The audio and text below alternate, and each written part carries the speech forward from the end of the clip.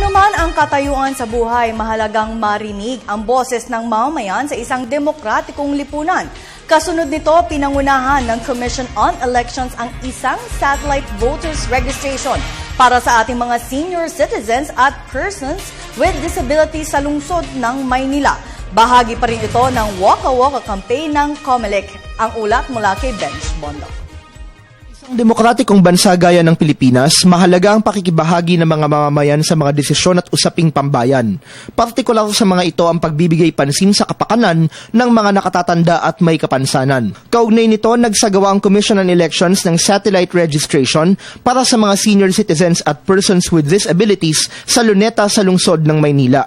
Ang linggo na dapat ay araw para sa pamilya, buong ng mga tauhan ng COMELEC upang magbigay serbisyo sa mga botanteng may kapansanan at sa ating mga lolo at lola. Paparehistro bilang botante ay unang hakbang para ikaw ay mapabilang sa decision makers ng ating bansa. That's the basic step that you have to have para maisulat mo, kasali ka sa mga pipili kung sino magiging susunod na presidente.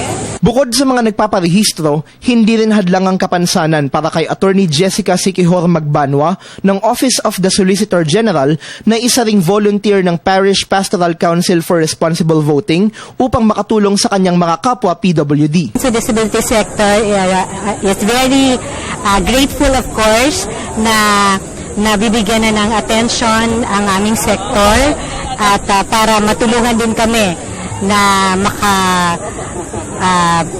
bahagi sa ating lipunan at nang sa ganon ay marami na ring tao ang kumilala sa pantay na karapatan na aming mga katulad naming may kapansanan. Bukod sa satellite registration, prioridad rin ng ahensya ang pagpapatupad ng mga pulisiyang magpapadali sa pagboto ng mga naturang sektor. There is a new law which actually give assistance to all of the PWDs especially. Tinatawag natin disabled, mga illiterates, senior citizen. Meron mga batas tayo ngayon na hindi sila pwedeng pabotohin na aakyat sa taas. Kailangan ilagay yung polling place sa baba. These are all for the good of the vulnerables. Bahagi lamang ang naturang satellite registration ng Waka Waka Information Campaign ng ahensya.